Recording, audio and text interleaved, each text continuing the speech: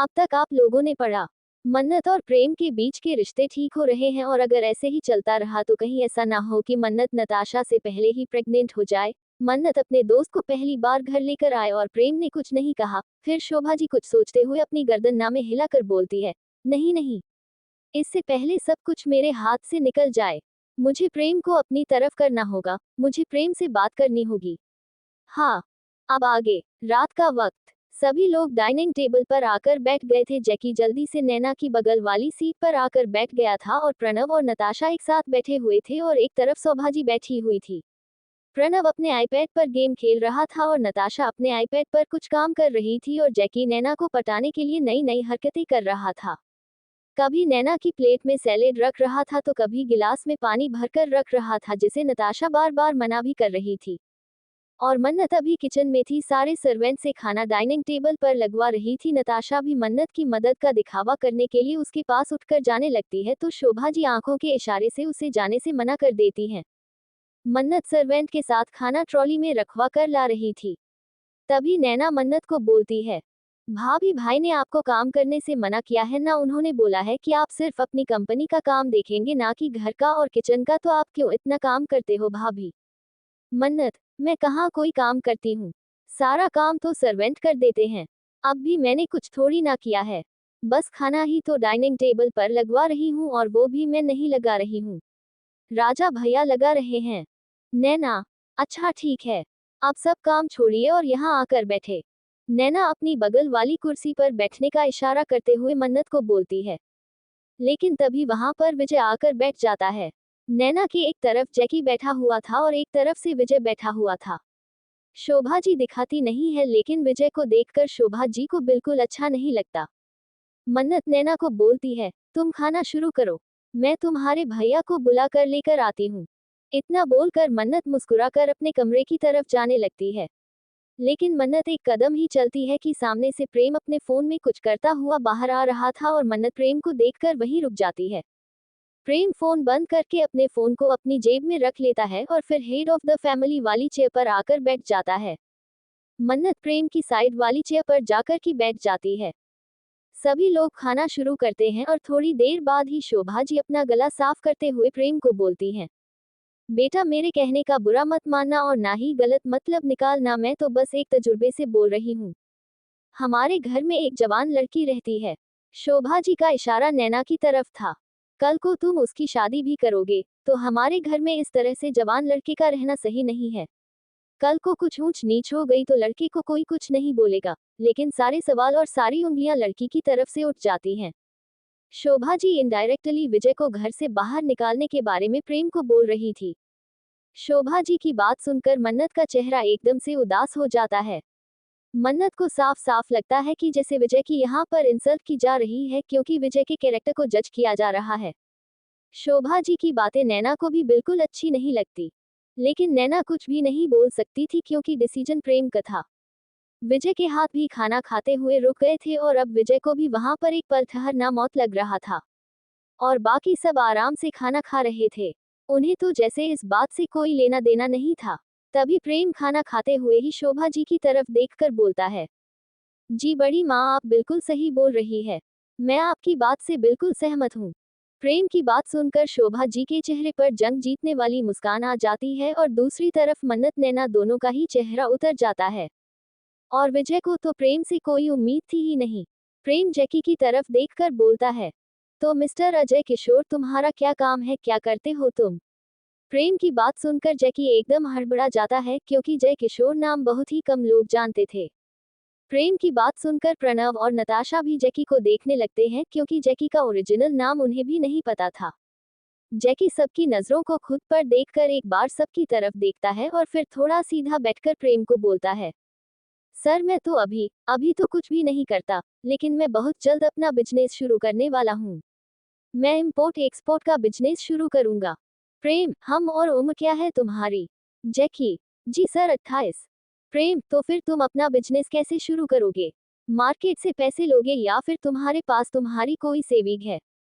जैकी अपने चेहरे पर नकली हंसी लाते हुए बोलता है, वो सर, हमारे ना गांव में बहुत जमीन है और हम अपनी जमीन को बेचेंगे और फिर अपना बिजनेस शुरू करेंगे। प्रेम, तुम्हें पता है मुझे भी अपना बिजनेस विरासत में मिला था, लेकिन मैंने अपनी मेहनत से अपने बिजनेस को नंबर 1 की पोजीशन में तो पहुंचा दिया, लेकिन मैं तुम्हें कैसे इंसान से मिलाता हूँ जिसने अपना बिजनेस अपने दम पर शुरू किया था। जब उसने बिजनेस शुरू किया था तो उसके पास कुछ ही सेविंग थी और अपनी सारी सेविंग अपने बिजनेस में लगा दी थी, लेकिन अपनी जमीन को ना तो बेचा था और ना ही अपने माता पिता से कोई भी मदद ली थी। प्रेम की बात सुनकर विजय के चेहरे पर एक तिरछी मुस्कान आ जाती है और मन्नत भी मुस्कुराने लगती है, लेकिन बाकी सभी प्रेम को सवालिया नजरों से देख रहे थे। प्रेम, इनसे मिलो, ये है काशी के जाने माने बिजनेसमैन विजय मेहता और बहुत जल्द अपनी एक ब्रांच मुंबई में भी खोलने वाले हैं। और अभी मैं जिनके बारे में बात कर रहा था वो भी यही है। काशी और काशी के आसपास के शहरों में भी विजय का नाम बहुत ही सम्मान के साथ लिया जाता है। बड़े से बड़ा बिजनेसमैन भी अपनी बेटी की ज्वेलरी इन्हीं से डिजाइन करवाना चाहता है। तुम शायद नहीं जानते हो कि उन्हें, लेकिन बिजनेस की दुनिया में एक और नाम है, मिस्टर ओब्रॉय का, जिनकी बेटी की शादी 2 महीने बाद ही है। ओ मिस्टर ओब्रॉय ने विजय के सिर्फ कुछ ही डिजाइन देखकर अपनी बेटी की शादी की सारी ज्वेलरी का कॉन्ट्रैक्ट मिस्टर विजय दिया। चलो बातें बहुत घुमा दे, अब मैं सीधा पॉइंट पर आता हूँ। जैसा कि अभी बड़ी माँ ने कहा कि हमारे घर में एक जवान बेटी है, तो अपना सामान पैक कर लो, और प्रणव और नताशा तुम भी अपना सामान पैक कर लेना, क्योंकि कल तुम तीनों ही सिंघानिया विला जा रहे हो। वहां पर तुम आराम से रह सकते हो। प्रेम की बात सुनकर सभी लोग हैरान हो जाते हैं और मन्नत तो हैरानी से अपनी आंखें बड़ी करके प्रेम को देख रही थी। मन्नत को बिल्कुल नहीं लगा था कि प्रेम इतना डायरेक्टली प्रणव और नताशा को घर से जाने के लिए बोल देगा, और वह भी बड़ी माँ के सामने। बड़ी माँ प्रेम को समझाने के लिए कुछ बोलने ही वाली होती है तो प्रेम उनके बोलने से पहले ही बोलता है, मैं जानता हूँ बड़ी माँ की प्रणव इतने सालों बाद इंडिया आया है और आपका भी मन होगा प्रणव के साथ रहने का, और फिर हर कोई माँ अपनी बहू और बेटे के साथ रहना चाहती है, और प्रणव की तो अभी नई नई शादी हुई है। अगर आप चाहें तो आप भी सिंघानिया विला जा सकती हैं। सुबह तक आप सभी अपना सामान पैक कर लेना, ड्राइवर आपको छोड़ आएगा। प्रेम का इस तरह से सभी को अपने घर से जाने के लिए बोलना मन्नत को अच्छा नहीं लग रहा था। मन्नत धीरे से प्रेम के हाथ पर हाथ रखकर अपनी आंखों से घूरती है, जैसे कह रही हो, अब बस करिए पतिदेव। प्रेम अपनी बात खत्म करके डाइनिंग टेबल से उठ जाता है और फिर मन्नत का भी हाथ पकड़कर उसे खड़ा करता है और मन्नत को बोलता है, वाइफी मुझे नींद आ रही है, चलो। मन्नत एक नज़र सबको देखती है और फिर प्रेम को देखती है और अपने मन में बोलती है, अभी सिर्फ रात के 8:30 बजे हैं और इन्हें अभी से नींद आ रही है। अच्छे से जानती हूँ मैं इनकी नींद का बहाना, मुझे अच्छे से पता है कमरे में ले जाकर कौन सी नींद पूरी करने वाले हैं। प्रेम धीरे से मन्नत के कान के पास झुककर बोलता है, जो तुम सोच रही हो बिल्कुल सही सोच रही हो, तो इसीलिए अब तुम मेरे साथ जल्दी चलो, क्योंकि जितनी देर तुम करोगी उतनी ही देर रात तक तुम्हें जागना पड़ेगा। प्रेम की बात सुनकर मन्नत घूरकर प्रेम को देखती है तो प्रेम मन्नत की तरफ अपनी एक आई ब्लिंक कर देता है। मन्नत की आंखें हैरानी से बड़ी हो जाती है और मन्नत जल्दी से सबकी तरफ देखती है, जो कि इस वक्त अपनी ही सोच में कहीं गुम थे। और फिर मन्नत वहां से जाने में ही अपनी भलाई समझती है, क्योंकि प्रेम का कोई भरोसा नहीं था। प्रेम सबके सामने कहीं उसे गोद में उठाकर ना ले जाए, इसी डर से मन्नत जल्दी से अपने कमरे में चली जाती है और फिर प्रेम भी अपने कमरे की तरफ चला जाता है। विजय भी अपनी जगह से उठता है और फिर अपने कमरे की तरफ जाने लगता है। तभी नैना भी अपनी जगह से उठती है। जैकी उसका हाथ पकड़कर उसे वापस से चेयर पर बैठा देता है और बोलता है, नैना, तुमने तो अभी ठीक से कुछ खाया भी नहीं है। तुम खाना ठीक से नहीं खाती हो, देखो तो कितनी पतली हो, तुम खाना ठीक से खाया करो, 2 इंच की कमर नहीं है तुम्हारी। नैना जैकी से अपना हाथ झटके से छुड़ाते हैं और बोलती है, मेरा हो गया, मुझे इतना ही खाना था। और फिर नैना भी अपने कमरे में चली जाती है। अब डाइनिंग टेबल पर प्रणव, नताशा, शोभा जी और जैकी चारों ही बैठे हुए थे और चारों के दिमाग में यही चल रहा था कि ऐसा क्या किया जाए कि प्रेम इस घर से उन्हें ना निकाले, और ऐसे कैसे प्रेम अचानक से उन सबको अपने घर से जाने के लिए बोल सकता है। सबसे बड़ा झटका तो शोभा जी को लगा था, क्योंकि शोभा जी को बिल्कुल नहीं लगा था कि प्रेम उन्हें भी घर से जाने के लिए बोल सकता है। शोभा जी को हमेशा से यही लगा था कि प्रेम उनकी बात को मानता है और उनकी इज्जत भी बहुत करता है। शोभा जी अपने मन में सोचते हैं, प्रेम ऐसे कैसे मेरी बात को टाल सकता है। प्रेम को अच्छे से समझ में आया था कि मेरा इशारा विजय की तरफ था, लेकिन प्रेम ने फिर भी विजय की जगह हम चारों को घर से जाने के लिए बोल दिया। प्रेम मेरे खिलाफ कैसे जा सकता है? मन्नत को आए इसकी जिंदगी में 4 दिन नहीं हुए और ये अपनी बीवी का गुलाम हो गया। इसने मुझे मुझे घर से जाने के लिए बोल दिया। मन्नत, तुमने मेरी बरसों की मेहनत पर पानी फेर दिया। मैंने ना जाने कितने सालों से प्रेम के ऊपर अपनी ममता ये सोचकर लुटाई कि कल को प्रेम वैसा ही करेगा जैसा मैं बोलूंगी। और प्रेम वैसा ही करता भी था, लेकिन तुम्हारे आने के बाद प्रेम बदल रहा है और यह बदलाव मुझे पसंद नहीं। शोभा जी वहां से अपने कमरे की तरफ किसी से बिना कुछ कहे ही चली जाती है। प्रेम के इस तरह जाने को बोलना नताशा को भी अच्छा नहीं लगा था। नताशा तो इंडिया और प्रेम के घर ये सोच कर आई थी कि इस बहाने प्रेम के करीब रहने का मौका मिलेगा और इसीलिए तो नताशा ने प्रणव से शादी की थी ताकि प्रणव के जरिए प्रेम के करीब रह जा सके, लेकिन उसे भी अपनी सारी मेहनत पर पानी गिरता हुआ नजर आ रहा था। नताशा को लगा था कि जिस तरह से प्रेम अपनी बहन से बहुत प्यार करता है उसी तरह से प्रेम अपने भाई को भी बहुत प्यार करता होगा। लेकिन यहाँ आकर तो पता चला कि प्रेम को प्रणव से तो कोई मतलब ही नहीं है। प्रेम अपनी बहन पर तो जान लुटाता है लेकिन बाकी किसी की तरफ आंख उठाकर नहीं देखता। बाकी किसी से भी प्रेम को कोई मतलब नहीं था। उसकी जिंदगी में सिर्फ 2 ही इंसान मायने रखते थे, एक मन्नत और एक नैना। नताशा भी वहां से अपने कमरे में चली जाती है और प्रणव नताशा के पीछे पीछे चला जाता है। अब डाइनिंग टेबल पर सिर्फ जैकी बैठा हुआ था। अरमान तो जैकी के भी पानी में मिल गए थे जिसने अरमान जैकी ने सजा लिए थे उन सभी अरमानों पर। प्रेम ने पानी की कुछ छींटे मारकर ही जैकी के अरमानों को जमीन पर लाकर पटक दिया था। जैकी भी अपने मन में सोचता है, नहीं नहीं, मैं इस घर से नहीं जा सकता। मुझे कुछ ना कुछ तो जुगाड़ करना होगा। इस घर में रहने का तभी तो प्रेम की प्रॉपर्टी पर मैं ऐश कर सकूंगा। अगर नैना मेरी जान में नहीं फंसी तो मैं तो कहीं का नहीं रहूंगा। मुझे कैसे भी करके नैना को अपने प्यार के जाल में फंसाना ही होगा। सोच जैकी सोच, कुछ तो सोचा जैकी। इतना बोलकर जैकी भी अपने कमरे में चला जाता है। प्रेम का कमरा। मन्नत अपने कमरे में अपने बैग की चादर को सही कर रही थी। प्रेम वॉशरूम में गया हुआ था।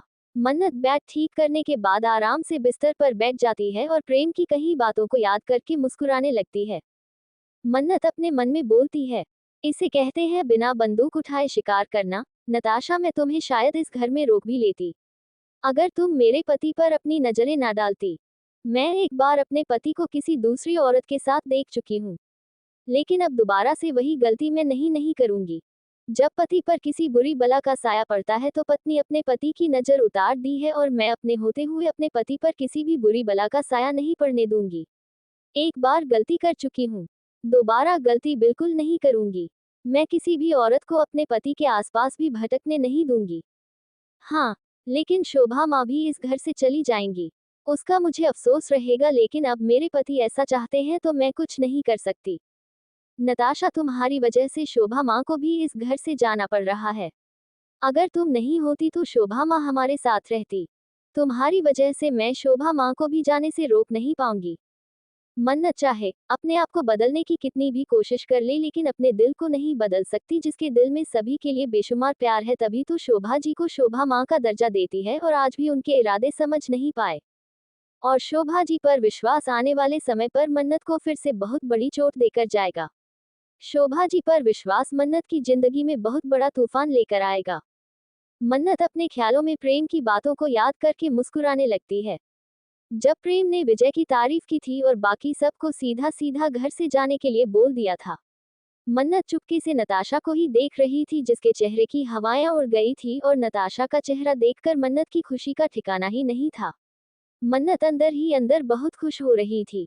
मन्नत अपने ख्यालों में इस तरह खोई हुई थी कि प्रेम उसके करीब कब आ गया, उसे पता भी नहीं चला। मन्नत को होश आता है जब प्रेम मन्नत की पीठ को चूम रहा था और प्रेम के हाथ मन्नत के पेट को सहला रहे थे। और प्रेम की छून हर बार मन्नत के जिस्म में एक सनसनाहट पैदा कर देती थी और ऐसा ही अब भी हो रहा था। मन्नत की धड़कन तेज हो गई थी और मन की सांसें भारी होने लगी थी। प्रेम बहुत ही शिद्दत से मन्नत की कमर को अपनी जीभ से लिक कर रहा था। मन्नत अपनी सांसों को संभालते हुए बहुत ही धीरे से बोलती है, पतिदेव आज नहीं प्लीज। लेकिन प्रेम को तो जैसे कुछ सुनाई नहीं दे रहा था। प्रेम मन्नत के कंधे से उसके साड़ी के पल्लू को हटा देता है और ब्लाउज की डोरी भी खोल देता है और फिर धीरे से अपने हाथ को नीचे ले जाते हुए मन्नत के ब्लाउज के हुक भी खोल देता है। प्रेम पल में ही मन्नत के ब्लाउज को उतार कर फेंक देता है और एक झटके से मन्नत को अपनी गोद में बैठा लेता है। प्रेम का एक हाथ मन्नत की एक तरफ की गर्दन और कंधे पर चल रहा था। और दूसरी तरफ से प्रेम अपने होठों से मन्नत की गर्दन और कंधे को चूम रहा था, और मन्नत भी प्रेम की छुअन से मदहोश हो रही थी। लेकिन फिर भी मन्नत मदहोशी में ही प्रेम के हाथों को अपने जिस्म से हटाते हुए बोल रही थी, पतिदेव प्लीज आज नहीं, प्लीज रुक जाए। मन्नत का बार बार प्रेम के हाथ को हटाना और उसे रोकने की कोशिश करना प्रेम को इरिटेट कर रहा था, जिससे प्रेम मन्नत को एक झटके में बिस्तर पर गिरा देता है और खुद उसके ऊपर आकर उसके दोनों हाथों को पकड़कर बिस्तर पर दबा देता है। मन्नत कुछ बोलने वाली होती है कि उससे पहले ही प्रेम मन्नत के होठों पर अपना कब्जा कर लेता है, और प्रेम मन्नत को बहुत ही डीप और पैशनेट किस करने लगता है। प्रेम मन्नत के होठों को बहुत ही पैशनेट होकर स्मूच कर रहा था, और फिर तकरीबन 15 मिनट बाद प्रेम मंदिर के मन्नत को छोड़ता है और मन्नत की गर्दन को चूमने लगता है। मन्नत प्रेम की छोड़ते ही गहरी गहरी सांस लेने लगती है और फिर मन्नत को प्रेम के होठों अपनी ब्रेस्ट पर महसूस होते हैं। प्रेम इससे आगे बढ़ता मन्नत एकदम से बोलती है, पतिदेव प्लीज रुक जाए, I am on in my period and I am not lying. मन्नत के इतना बोलते ही प्रेम रुक जाता है और ऊपर उठकर मन्नत की आंखों में देखने लगता है, तो मन्नत की आंखों से साफ पता चल रहा था कि मन्नत इस बार झूठ नहीं बोल रही है। प्रेम गहरी सांस लेकर मन्नत के पेट पर अपना सर रख देता है और मन्नत को अपनी बाहों में जकड़ लेता है, और प्रेम के ऐसा करते हैं मन्नत के चेहरे पर मुस्कान आ जाती है और मन्नत प्रेम के बालों में उंगलियां चलाने लगती है। मन्नत ने ब्लैक कलर की ब्रा पहन रखी थी और प्रेम ने साड़ी अभी उतारी नहीं थी। मन्नत धीरे से प्रेम को बोलता है, आप जरा हटेंगे, मुझे चेंज करने जाना है। मन्नत की बात सुनकर प्रेम आलस में अपना सर मन्नत के पेट पर रगड़ता है और फिर हल्के से मन्नत के पेट पर वाइट करके हट जाता है। प्रेम के हटने से मन्नत अपनी साड़ी का पल्लू अपने चारों तरफ लपेटकर वॉशरूम में चली जाती है। विजय को कमरा। विजय बिस्तर पर बैठा हुआ था और अपने बिस्तर पर विजय ने सारी दवाएं फैला रखी थी। विजय हर एक दवाई को अच्छे से देख रहा था और उसके बारे में सर्च कर रहा था। जैसे विजय उन सारी दवाइयों में से किसी दवाई को ढूंढ रहा था और तभी विजय के हाथ में एक दवाई लगती है और सर्च करने पर पता चलता है, इस दवाई को खाने के बाद इंसान 8 से 10 घंटे के लिए आराम से सो जाता है और इस दवाई के कोई साइड इफेक्ट भी नहीं होते। विजय अपने हाथ में दवाई को लेकर मुस्कुराते हुए बोलता है, तो ये दवाई है जिसे तुम मुझे खिलाकर मेरा फायदा उठाती हो, और यही वो दवाई है जिसे खाने के बाद इतनी प्यार करने वाली लड़की मेरे पास होती है और मुझे पता भी नहीं चलता। फिर उस दवाई में से विजय एक गोली निकाल लेता है और पूरी दवाई का पैकेट ऐसे ही सभी दवाइयों के साथ रख देता है और उस गोली को विजय बाहर फेंक देता है, और फिर मुस्कुराकर अपने बिस्तर पर जाकर लेट जाता है। विजय एक हाथ के सीने पर होता है और दूसरा हाथ उसके सर के पीछे। और फिर तकरीबन रात के 11-12 बजे विजय को अपने कमरे का दरवाजा खोलने की आवाज आती है, और उसी के साथ विजय के चेहरे की मुस्कान गहरी हो जाती है, और फिर कोई दबे कदमों से विजय के कमरे में आता है। नैना चुपके से दबे कदमों से विजय के कमरे का दरवाजा खोलती है और देखती है कि कमरे में अंधेरा है, तो नैना समझ जाती है कि विजय सो चुका है। नैना कमरे के अंदर आती है और बहुत ही आराम से दरवाजा बंद कर देती है, और फिर सबसे पहले नैना कंफर्म करने के लिए टेबल पर रखी सभी दवाइयों के पास जाती है और सारी दवाई देखती है, तो नैना समझ जाती है कि विजय ने दवाई खा ली है। और फिर नैना एकदम रिलैक्स हो जाती है, क्योंकि यह नैना को लगता है कि विजय ने दवाई खा ली है तो विजय गहरी नींद में होगा, उसे तो कुछ भी पता ही नहीं चलेगा। लेकिन जिस दवाई से विजय को नींद आती थी, वो दवाई तो विजय खाए ही नहीं थी, इसीलिए विजय अभी सो भी नहीं रहा था। लेकिन नैना को लग रहा था कि विजय सो रहा है, क्योंकि विजय आंखें बंद करके बिस्तर पर लेटा हुआ था और ऐसे जता रहा था जैसे कि कितनी गहरी नींद में है, लेकिन अंदर ही अंदर नैना की हरकतों पर मुस्कुरा रहा था। नैना टेबल के साइड लैंप को ऑन करती है, जिससे कमरे में हल्की पीली रोशनी हो जाती है और विजय का चेहरा भी साफ दिखाई देने लगता है। और नैना बहुत ही आराम से विजय के पास उसके बिस्तर पर बैठ जाते हैं और उसके चेहरे के ऊपर झुक जाती है। नैना की सांसें विजय को अपने चेहरे पर महसूस हो रही थी और इसी के साथ विजय की धड़कनें भी बढ़ रही थी। विजय बहुत ही मुश्किल से खुद के इमोशन को कंट्रोल कर रहा था। नैना अपने हाथों की उंगलियों से विजय के माथे पर आए बालों को सहलाने लगती है, और फिर आगे बढ़कर धीरे से विजय के माथे को चूम लेती है, और फिर नैना पीछे होकर बहुत ही प्यार से विजय के चेहरे को देखने लगती है, और फिर नैना बारी बारी विजय की दोनों आंखों को भी चूम लेती है, और फिर नैना मुस्कुराकर विजय के होठों की तरफ बढ़ जाती है, लेकिन होठों के बिल्कुल करीब आकर रुक जाती है। विजय और नैना के होठों में बस एक पेपर का फासला था, और फिर नैना विजय के होठों से दूर होकर पर उसके सीने पर अपना सर रख लेती है। और फिर विजय का एक हाथ उठाकर अपनी कमर पर रख देती है और अपना एक हाथ विजय के सीने पर रखकर विजय के दिल पर अपनी उंगलियों से कुछ लिखने लगती है। होठों के इतने करीब आकर भी किस ना करना। विजय की आईब्रो आपस में जुड़ जाते हैं, लेकिन विजय समझने की कोशिश करता है कि नैना उसके दिल पर क्या लिख रही है, और जैसे ही विजय समझ जाता है कि नैना उसके दिल पर क्या लिख रही है तो विजय की स्माइल गहरी हो जाती है, लेकिन जल्द ही विजय अपनी स्माइल को छुपा लेता है। नैना अपनी उंगलियों से विजय के दिल पर नैना लिख रही थी और फिर उसके ऊपर से दिल बना रही थी। और फिर नैना विजय के ऊपर आधे से ज्यादा लेट जाती है और अपनी आंखें बंद कर लेती है। फिर विजय के कानों में नैना की आवाज आती है। नैना आंखें बंद करके धीरे से और बहुत ही प्यार से विजय को बोलती है, आपको पता है जब आपका एक्सीडेंट हुआ था, मैं बहुत ज्यादा डर गई थी। मेरी तो जान ही निकल गई थी आपको उस हाल में देखकर। मैं क्या कोई भी अपने प्यार को इस तरह से जख्मी नहीं देख सकता। और आपके एक्सीडेंट को लेकर मैंने भगवान जी से बहुत झगड़ा भी किया था, लेकिन अभी मुझे ऐसा लगता है जैसे भगवान जी जो करते हैं, अच्छे के लिए करते हैं। अगर आपका एक्सीडेंट नहीं होता तो शायद ही मुझे कभी आपके इतने करीब आने का मौका मिलता। आप नहीं जानते विजय, आपके साथ बिताए गए मेरे पल मेरी जिंदगी के सबसे खूबसूरत और सबसे अनमोल पल हैं। आपकी बाहों में जो सुकून मुझे मिला है वो आज तक नहीं मिला। आप मुझे पहली नजर में ही पसंद आ गए थे। आप मेरा क्रश है, लेकिन मैंने कभी नहीं सोचा था कि अपने प्यार की बाहों में भी मैं कभी रात गुजार पाऊंगी। नैना विजय को अच्छे से पकड़कर और मुस्कुराकर बोलती है, लेकिन अभी आप मेरे पास हैं और आपकी बाहों का सुकून मेरे पास है। मैं जानती हूँ आप पर बहुत सारी लड़कियां मरती हैं, लेकिन अभी इस पल आप सिर्फ मेरे हैं और आपके साथ ही पल मेरी जिंदगी के सबसे खूबसूरत पल हैं। मैं आपसे बहुत प्यार करती हूँ Vijay, I love you, good night. इतना बोलकर नैना हल्का सा विजय के ऊपर से उठती है और फिर विजय के होठों को हल्के से चूम लेती है और वापस से विजय के सीने पर सर रखकर सो जाती है। और थोड़ी ही देर में नैना की सांसें भारी हो जाती हैं, जिससे विजय को पता चल जाता है कि नैना सो चुकी है। और विजय अपनी आंखें खोल देता है। अपना सर नीचे करके नैना को देखता है जो विजय के सीने से चिपक कर सो रही थी। विजय का चेहरा एकदम भाव वही था। विजय के चेहरे पर कोई भी भाव नहीं थे। और फिर अचानक से विजय के चेहरे पर बहुत ही हल्की सी स्माइल आ जाती है और विजय सीलिंग को देखते हुए बोलता है। विजय नैना को अपनी बाहों में भर कर बोलता है, मुझे नहीं पता था कि एक हार्टलेस पसंद की बहन के दिल में इतना प्यार होगा। विजय का इशारा प्रेम की तरफ था। मुझे लगता था कि मैं जितनी शिद्दत से मन्नत से मोहब्बत करता हूँ, इतनी शिद्दत से कोई किसी से मोहब्बत नहीं कर सकता। लेकिन तुमने तो मोहब्बत की शिद्दत में मुझे बहुत पीछे छोड़ दिया। कोई किसी से एक नज़र में इतनी मोहब्बत कैसे कर सकता है। तुम्हारे इश्क पर तो मैं कुर्बान, और तुम्हें मुझसे कोई अलग नहीं कर सकता। एक बार अपनी मोहब्बत को खो चुका हूँ, लेकिन वो मेरी एक तरफा मोहब्बत थी। उसकी खुशी में मैंने अपनी खुशी को कुर्बान कर दिया था, लेकिन इस बार मैं अपनी मोहब्बत को कुर्बान नहीं करूंगा। तुम्हें पाने के लिए तुम्हें तुमसे भी लड़ जाऊंगा। और फिर विजय हल्का सा मुस्कुरा कर बोलता है, और तुम्हारे उस भाई से भी।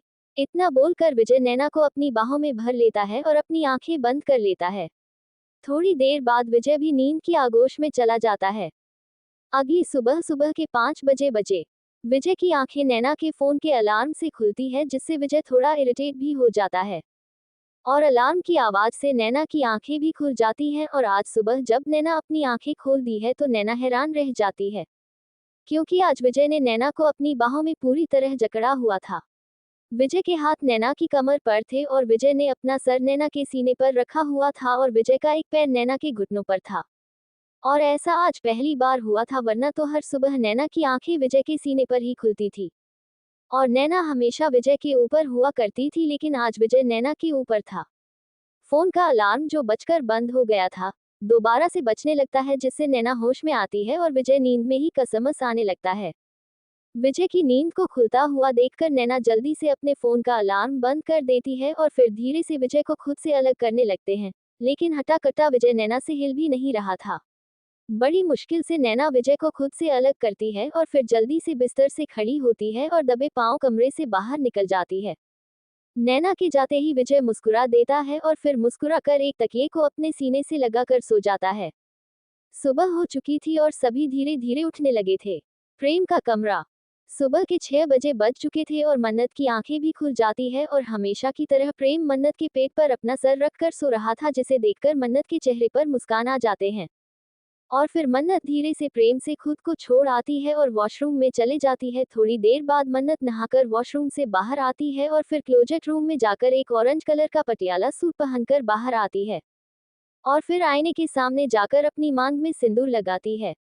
माथे पर बिंदी, हाथों में चूड़ियां, आंखों में काजल और होठों पर हल्की पिंक कलर की लिपस्टिक लगाकर एक नजर मन्नत प्रेम को देखती है और फिर कमरे से बाहर चली जाती है। प्रेम की आंखें 7 बजे खुलती हैं। प्रेम अपने आसपास देखता है तो मन्नत कमरे में नहीं थी। प्रेम बिस्तर से उठता है और वॉशरूम में चला जाता है। थोड़ी ही देर में प्रेम फ्रेश होकर बाहर आता है और अपनी ही विला में बने जिम में चला जाता है। मन्नत सबके लिए नाश्ता बनवा रही थी, लेकिन विजय, नैना और प्रेम के लिए नाश्ता खुद बना रही थी। तभी शोभा जी किचन में आते हैं और मन्नत को काम करता हुआ देखते हैं। शोभा जी धीरे से एक गिलास में दूध निकालते हैं और उसमें कुछ दवाई मिला देती हैं। और फिर शोभा जी दूध का गिलास लेकर मन्नत के पास जाती हैं और अपनी आवाज में मिश्री से भी ज्यादा मिठास घोलकर मन्नत को बोलते हैं, मन्नत, मैं देख रही हूँ, दिन पर दिन तुम और भी ज्यादा कमजोर होती जा रही हो। इतना काम करते हो कि खुद पर ध्यान भी नहीं देती। अब देखो कितनी पतली हो गई हो तुम, लो ये दूध पियो। मन्नत दूध को देखकर मुंह बनाते हुए बोलती है, नहीं माँ, दूध नहीं, मुझे दूध अच्छा नहीं लगता। मन्नत को दूध न पीते हुए देखकर शोभा जी थोड़ा इमोशनल होकर बोलती हैं, ठीक है, तुम दूध नहीं पीना चाहती तो मत पियो, मैं तो बस जाते जाते आखिरी बार सबसे अपना प्यार जताना चाह रही थी, क्योंकि थोड़ी देर बाद तो हम सब सिंघानिया विला के लिए निकल जाएंगे और फिर उसके बाद पता नहीं मैं तुमसे कब मिल पाऊंगी। तुम्हें मैं अपनी बेटी की तरह प्यार करती हूँ, इसीलिए तुम्हारी फिक्र होती है। अब तुम्हें तो मैं अपने साथ सिंघानिया विला नहीं ले जा सकती, क्योंकि प्रेम तुम्हें वहां जाने नहीं देगा। तो क्या तुम मेरा दिल रखने के लिए भी मेरे हाथों से दूध नहीं पी सकती? शोभा जी की बातें सुनकर मन्नत को थोड़ा सा बुरा लगता है और मन्नत हल्का मुस्कुराकर शोभा जी के हाथों से दूध का गिलास ले लेती है और फिर उसे स्लिप पर रख देती है और बोलती है, ठीक है माँ, जब सब मिलकर ब्रेकफास्ट करेंगे तो ब्रेकफास्ट करते समय ही मैं दूध पी लूंगी। नैना की बात सुनकर शोभा जी अपने मन में बोलती हैं, अगर तुम ब्रेकफास्ट के समय दूध पियोगे तो दवाई का असर होने में काफी टाइम लग जाएगा। नहीं नहीं, मुझे मन्नत को अभी दूध पिलाना होगा ताकि दवाई का असर ठीक उस समय पर हो जिस समय पर मैं चाहती हूँ। शोभा जी दूध का गिलास हाथ में लेते हुए बोलती है, नहीं, तुम दूध अभी पियोगी, मेरे लिए अभी पियो मेरे सामने और मैं तुम्हें दूध अपने हाथों से पिलाऊंगी। इतना बोलकर शोभा जी दूध का गिलास मन्नत के होठों से लगा देती है और मन्नत ना चाहते हुए भी पूरा दूध पी लेती है। शोभा जी जबरदस्ती दूध के गिलास को मन्नत के होठों से लगा देती है और मन्नत को ना चाहते हुए भी दूध को पीना पड़ता है। मन्नत लगभग आधा गिलास दूध पी लेती है, लेकिन तभी नैना वहां पर आ जाती है। नैना का पैर डोरमेट पर फिसल जाता है, जिससे मन्नत को धक्का लग जाता है और दूध का गिलास छूटकर मंगा के हाथों से नीचे गिर जाता है और शोभा जी को नैना पर बहुत गुस्सा आता है। शोभा जी गुस्से में चिल्लाकर बोलती हैं, तुम्हें दिखाई नहीं देता, आराम से नहीं चल सकती थी? तभी मन्नत शोभा जी को बोलते हैं, माँ, क्या कर रही है आप, इसमें नैना की क्या गलती है? नैना ने कौन सा जानबूझकर दूध गिराया है, और दूध गिर भी गया तो क्या हुआ, मैं दूसरा गिलास दूध ले लूंगी। शोभा जी आगे कुछ नहीं बोलती और बस गुस्से में वहां से चली जाती हैं। शोभा जी के जाने के बाद नैना मन्नत को बोलती है, सॉरी भाभी, मेरा पैर फिसल गया था। मन्नत खुश होकर बोलती है, अरे सॉरी की कोई बात नहीं है, वैसे भी मुझे दूर अच्छा नहीं लगता, अच्छा किया तुमने गिरा दिया। मन्नत की बात सुनकर नैना को हंसी आ जाती है और फिर मन्नत तो नैना दोनों ही हंसने लगते हैं। शोभा जी गुस्से में अपने कमरे में जाती हैं और तभी नताशा भी उनके कमरे में आती है। नताशा शोभा जी को देखकर बोलती है, क्या हुआ माँ, मन्नत ने दूध पिया? तो शोभा जी नताशा को बोलती हैं, पूरा गिलास दूध तो नहीं पी पाए, लेकिन आधा गिलास दूध मन्नत ने पी लिया था और फिर उसके बाद वो नैना आ गई और उसने सारा दूध गिरा दिया। शोभा जी की बात सुनकर नताशा को भी बहुत गुस्सा आता है। नताशा अपने मन में बोलती है, बस बड़ी बड़ी बातें करवा लो, इनसे एक छोटा सा काम नहीं कर पाए। थोड़ी देर में नाश्ता बन जाता होता है और मन्नत नाश्ता डाइनिंग टेबल पर लगाने के लिए सर्वेंट को बोल देती है और तभी मन्नत को अपने पेट में दर्द होने लगता है और फिर मन्नत को अपने गले से लेकर सीने तक जलन होने लगती है और मन्नत को हल्की हल्की खांसी आने लगती है। मनाते गिलास में ठंडा पानी लेती है और उसे पी लेती है और फिर अपनी हेल्थ को इग्नोर करके डाइनिंग टेबल के पास चली जाती है। मन्नत डाइनिंग टेबल पर नैना, विजय और प्रेम का नाश्ता तैयार करने लगती है और तभी प्रेम सीढ़ियों से नीचे उतरता हुआ मन्नत को नजर आता है। प्रेम ने रॉयल ब्लू कलर का 3 पीस सूट पहना हुआ था। बालों को सलीके से बनाया हुआ था, गोरा रंग, हल्के ब्राउन बाल, नीली आंखें और चेहरे पर सलीके से सेट की गई हल्की हल्की ब्राउन कलर की दाढ़ी कहर ढा रही थी। और हाथ में एक ब्रांडेड घड़ी पहनी हुई थी। जिम की गई परफेक्ट अट्रैक्टिव बॉडी जो प्रेम के 3 पीस सूट में अच्छे से उभर कर दिखाई दे रही थी। मन्नत की नजर प्रेम पर जैसे अटक की जाती है। मन्नत अपने मन में आहें भरते हुए बोलती है, हाय कहीं मेरी ही नजर ना लग जाए मेरे पतिदेव को। वैसे महादेव मानना पड़ेगा, पति बहुत हैंडसम भी। आपने मुझे संडे की छुट्टी लेकर फुर्सत में बनाया था क्या इन्हें। प्रेम जब सीढ़ियों से उतर कर नीचे आ रहा था तो प्रेम की नजर भी मन्नत पर ही थी। मन्नत सिंपल ऑरेंज कलर के पटियाला सूट में भी बहुत खूबसूरत लग रही थी। और मन्नत की नजरें प्रेम पर हैं। प्रेम को अच्छे से समझ में आ रहा था। प्रेम बिल्कुल मन्नत के करीब जाकर धीरे से मन्नत के कान में बोलता है, अगर इतने प्यार से देखोगे तो मैं खुद को कंट्रोल नहीं कर पाऊंगा, और अभी तुम्हारे पीरियड चल रहे हैं, फिर मुझसे कंप्लेन मत करना। इतना बोलकर प्रेम हल्के से मन्नत के गाल को चूम लेता है और फिर अपनी हेड ऑफ द फैमिली वाली चेयर पर आकर बैठ जाता है। प्रेम की बात सुनकर मन्नत के गाल कश्मीरी सेब की तरह लाल हो जाते हैं। फिर मन्नत भी प्रेम की बराबर वाली चेयर पर बैठ जाती है और प्रेम को नाश्ता सर्व करते हुए बोलते हैं, वैसे आप काफी दिनों से जिम नहीं कर रहे थे और आज अचानक से जिम करने पहुंच गए। प्रेम ब्रेड खाते हुए बोलता है, क्योंकि कल रात मैंने बैड एक्सरसाइज नहीं की थी, इसीलिए मुझे आज जिम करनी पड़ी। वैसे बैड एक्सरसाइज मुझे ज्यादा पसंद है। प्रेम की बात का मतलब मन्नत अच्छे से समझ रही थी। और प्रेम की बात को समझकर मन्नत का चेहरा और भी ज्यादा शर्म से लाल हो रहा था। और फिर धीरे धीरे सभी डाइनिंग टेबल पर आकर बैठ जाते हैं। प्रेम सबके सामने बैठा हुआ था तो इसीलिए कोई भी ज्यादा बात नहीं कर रहा था और सब चुपचाप अपना ब्रेकफास्ट कर रहे थे। लेकिन शोभा जी और नताशा की नजरें मन्नत पर ही थी। मन्नत भी नाश्ता करने लगती है तो मन्नत को फिर से हल्की हल्की खांसी आने लगती है और मन्नत खांस में लगती है। और मन्नत के पेट का दर्द भी बढ़ता जा रहा था। मन्नत के इस तरह बार बार खांसने पर प्रेम मन्नत की कमर को रब करते हुए बोलता है, क्या हुआ वाइफी, तबीयत ठीक नहीं है तुम्हारी, डॉक्टर के पास चले। मन्नत प्रेम को कुछ बोलती उससे पहले ही मन्नत को जोर से खांसी आने लगती है और मन्नत अपने मुंह पर हाथ रख लेते हैं। और फिर मन्नत को उल्टी जैसा महसूस होता है तो मन्नत एकदम से डाइनिंग टेबल पर से उठ जाते हैं। लेकिन तभी मन्नत के मुंह से बहुत सारा खून निकल आता है। और मन्नत अपने हाथ पर खून देखकर हैरान हो जाती है और फिर पलटकर प्रेम को देखती है, और जब प्रेम मन्नत के मुंह पर और हाथ पर खून देखता है तो प्रेम की जैसे धड़कन रुक जाती है और मन्नत की आंखें भारी होने लगती है और मन्नत जमीन पर धड़ाम से गिर जाती है। मन्नत की हालत देखकर प्रेम, विजय और नैना एकदम से मन्नत के पास आते हैं। प्रेम मन्नत को अपनी बाहों में लेकर मन्नत के गाल को थपथपाते हुए बोलता है, वाइफी वाइफी क्या हुआ तुम्हें वाइफी। शोभा जी और नताशा मन्नत को अपनी झूठी फिक्र भरी नजरों से देख रहे थे, लेकिन अंदर ही अंदर बहुत ज्यादा खुश हो रहे थे। प्रणव जैकी को तो कुछ समझ ही नहीं आ रहा था। वह तो हैरान परेशान होकर मन्नत को देख रहे थे। नैना और विजय भी मन्नत को आवाज लगा रहे थे। मन्नत अपनी आधी खुली नजरों से प्रेम को ही देख रही थी और मन्नत की आंखों से आंसू बहने लगे थे।